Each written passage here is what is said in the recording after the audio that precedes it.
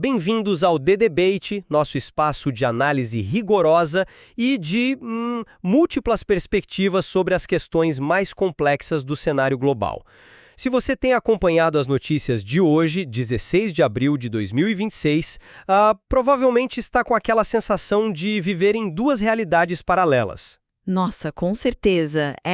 É uma dissonância cognitiva quase total, né? Exato, porque de um lado você vê o presidente dos Estados Unidos, o Donald Trump, anunciando um cessar-fogo de 10 dias entre Israel e o Líbano e convites diplomáticos históricos sendo feitos. Mas aí você vira a página e...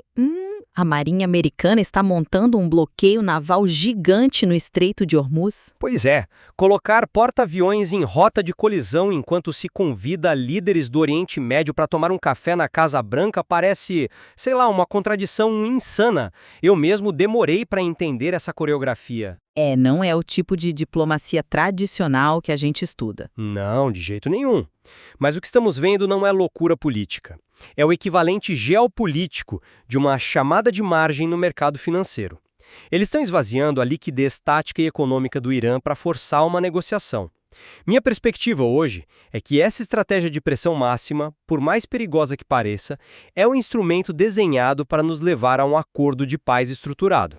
Bom, olá para todo mundo e, olha, eu entendo perfeitamente por que a teoria da chamada de margem soa tão atraente. Mas eu olho para os mesmos dados que você e, sinceramente, vejo um cenário completamente diferente. Sério? Como assim? A diplomacia que você mencionou não é o objetivo final. Ela está sendo usada, como uma cortina de fumaça. É uma ilusão diplomática desenhada para falhar e, assim, justificar o que vem a seguir. Uma justificativa para a guerra, você diz? Exatamente. O bloqueio naval e a retórica incrivelmente belicosa dos comandantes americanos no terreno não são táticas de negociação, são os preparativos finais para um conflito armado direto. O que você chama de pressão para a paz, eu vejo como uma contagem regressiva para a guerra. Mas veja bem, precisamos analisar os resultados reais no mar antes de declarar que a guerra é inevitável, né? Quando as pessoas ouvem a palavra bloqueio, elas imaginam, fuzileiros navais atirando, navios afundando, o caos total. E não é isso que está acontecendo. Não. Vamos olhar para a mecânica prática da coisa. O Pentágono fez questão de enfatizar que está usando menos de 10% do seu poder naval na região. E o mais importante, 14 navios comerciais já deram meia volta pacificamente logo nas primeiras abordagens. Ninguém foi alvejado, ninguém precisou ser abordado à força. Certo, mas isso... Sabe por quê? Porque os Estados Unidos não estão usando mísseis contra esses navios. Eles estão usando planilhas. Eles estão usando o sistema financeiro e de seguros. Como assim? Usando o sistema de seguros? Isso parece meio simplista. É exatamente aí que a mágica tática acontece. O governo americano publicou uma lista do que considera contrabando. No momento em que Washington declara oficialmente que a área é uma zona restrita, o cálculo de risco nos escritórios lá em Londres e Nova York muda na hora. Ah, você está falando das apólices? Isso. As seguradoras marítimas, tipo a Lloyd's of London, disparam os prêmios de seguro em 400%, 500%, ou simplesmente anulam as apólices. Para um capitão ou um armador, a viagem fica, matematicamente inviável. É por isso que os navios dão meia volta. É uma vitória tática sem derramar sangue. A preferência, como disse o secretário de Defesa Pete Hegseth, é fazer isso do jeito mais fácil. Olha, eu entendo a elegância da sua explicação sobre seguros. Na teoria, é brilhante, admito. Mas a sua narrativa de, digamos, força contida via planilhas desmorona quando você sai de Londres e olha para as águas do Golfo Pérsico. Por que desmorona? 14 navios viraram, é um fato. Sim, mas o Comando Central não divulgou uma lista restrita e polida.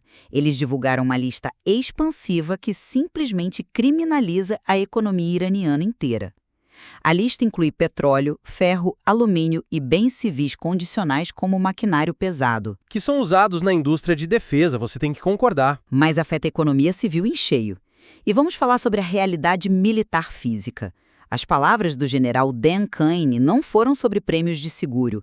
Ele ameaçou ativamente perseguir navios de bandeira iraniana, cito, em qualquer lugar do mundo e usar a força militar bruta para embarcar neles se não derem meia volta. É uma demonstração de força, um aviso.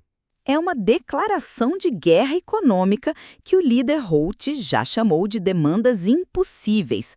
Quando você exige a capitulação econômica total do adversário logo na abertura das conversas, você não está buscando diplomacia. Mas demandas iniciais são sempre vistas como impossíveis. É a clássica tática de negociação de alta voltagem. Você pede tudo para conseguir o essencial. Deixa eu te interromper aí, porque não se trata de uma negociação sindical. Estamos falando de milhares de toneladas de aço flutuante armado com ogivas de fragmentação. O próprio general Kane comparou a manutenção desse bloqueio a dirigir um carro esporte em nas palavras dele, estacionamento de supermercado cheio de crianças em um fim de semana de pagamento. Essa frase foi bem marcante. Ele mesmo está reconhecendo publicamente o extremo risco de um erro de cálculo. Você tem mais de 10 mil militares americanos encurralados numa via marítima estreita. O Irã movimentando seus ativos em resposta, que o Pentágono já confirmou, sem falar nos 150 marinheiros da Hapag-Lloyd que estão presos numa zona militarizada. É um ambiente volátil, não discordo. Totalmente volátil. Você não pode manter tropas se encarando no fio da navalha, esperando que uma apólice de seguro resolva. Um operador de radar assustado, um erro de comunicação e essa panela de pressão explode numa guerra regional. O risco de erro humano é inegável, sim. E o cenário é tenso. Mas acho que é uma ponte lógica aqui que precisamos atravessar. O motivo pelo qual os Estados Unidos estão assumindo esse risco descomunal no mar é justamente para pavimentar o caminho em terra firme. Tá, mas como arriscar uma guerra pavimenta a paz? Porque o cerco marítimo Hormuz e a diplomacia no Líbano não são eventos separados. Um é o escudo do outro.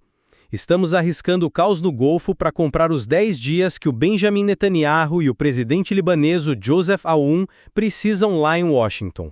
Então, você argumenta que a ameaça naval é o que viabiliza o espaço político para o acordo em Israel e no Líbano? Exatamente isso. O bloqueio asfixia o suprimento de armas e fundos iranianos. Isso tira a alavancagem de seus aliados no Líbano, forçando todos eles à mesa. E olhe para a tração real disso. Um cessar-fogo de 10 dias oficializado para começar quinta-feira às 17 horas. É monumental.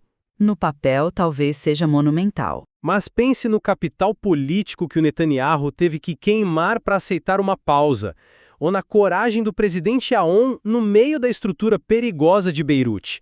O secretário de Estado Marco Rubio está lá pavimentando o caminho. Há uma exaustão real. Eles estão usando a pressão do bloqueio para quebrar o ciclo. Olha, você pinta um quadro maravilhoso de estadistas corajosos caminhando para a paz em Washington. O problema, na minha visão, é que essa paz está sendo celebrada nas redes sociais, não nas ruas do Oriente Médio.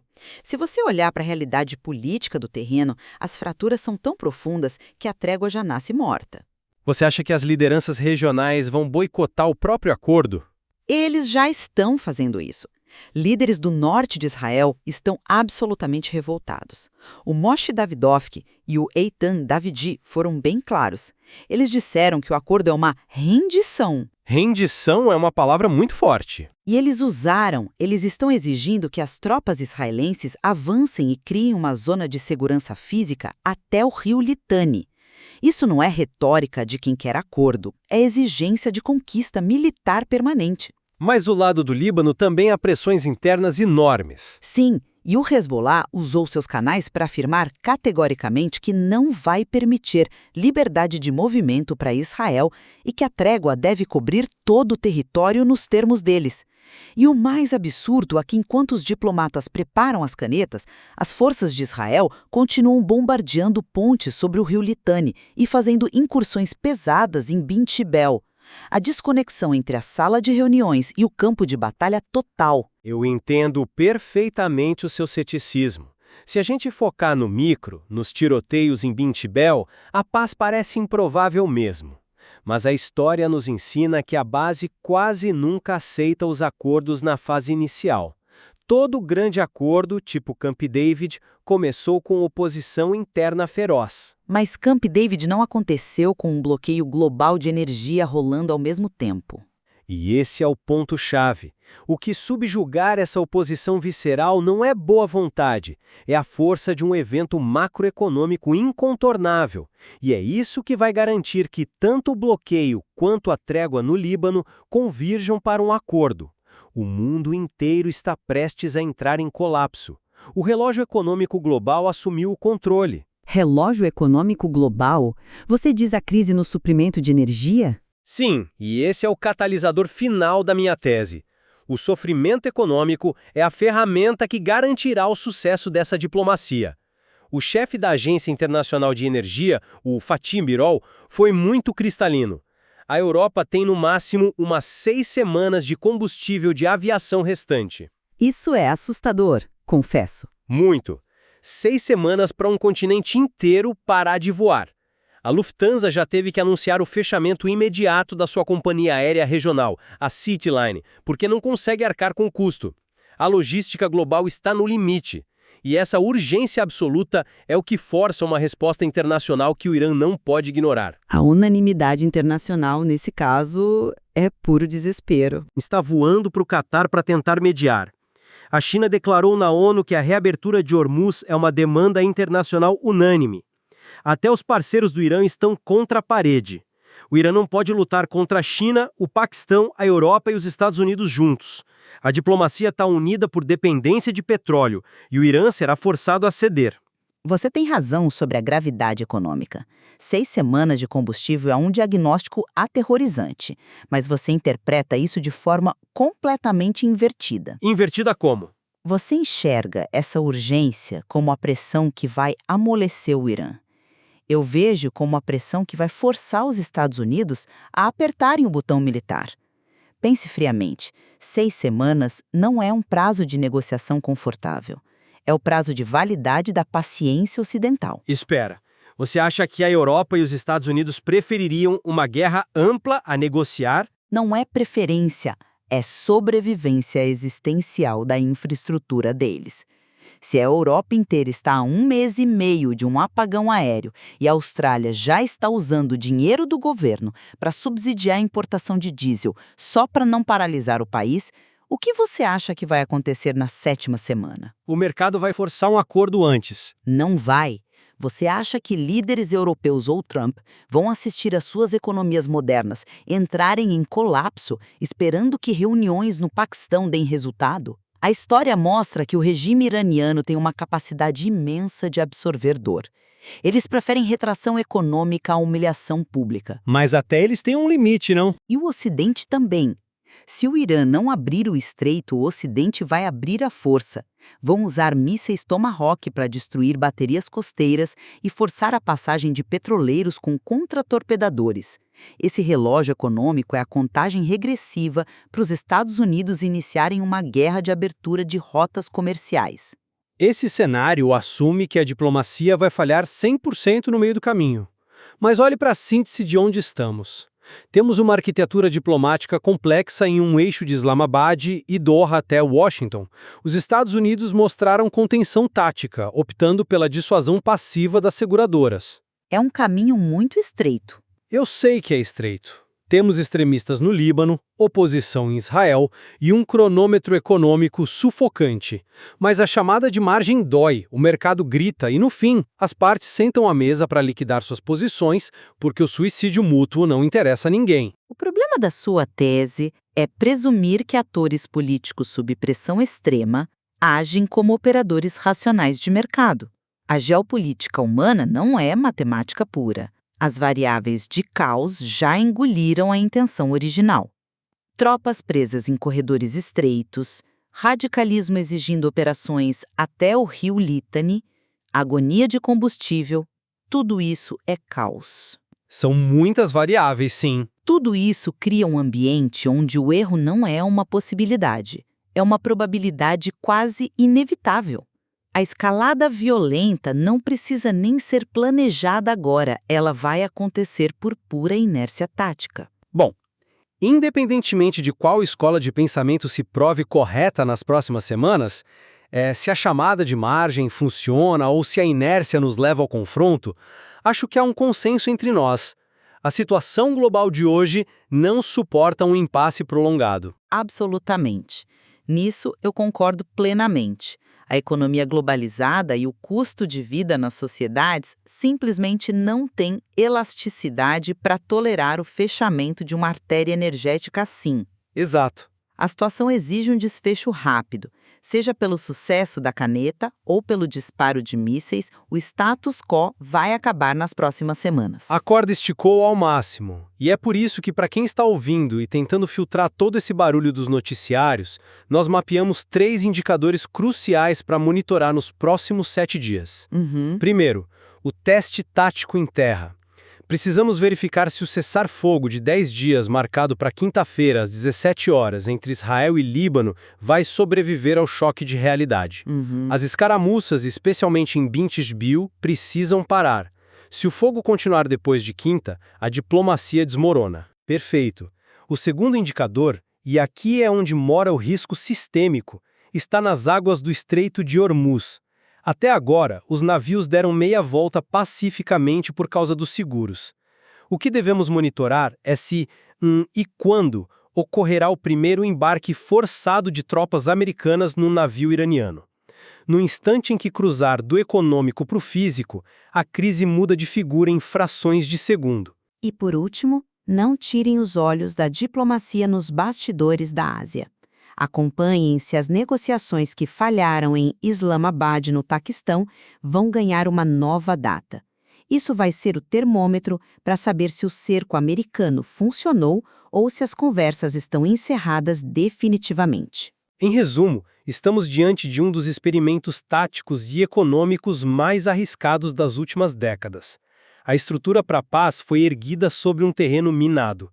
O relógio está medindo agora se a pressão trará a diplomacia ou se acenderá o pavio de um confronto catastrófico. É um experimento fascinante, mas aterrorizante ao mesmo tempo, né? E algo que vamos acompanhar de perto. Com certeza. Muito obrigado por se juntar a nós para essa conversa profunda e por desafiar essas perspectivas. Continuem acompanhando o cenário com olhos críticos e nós nos vemos na próxima análise. Até lá! Tchau, tchau!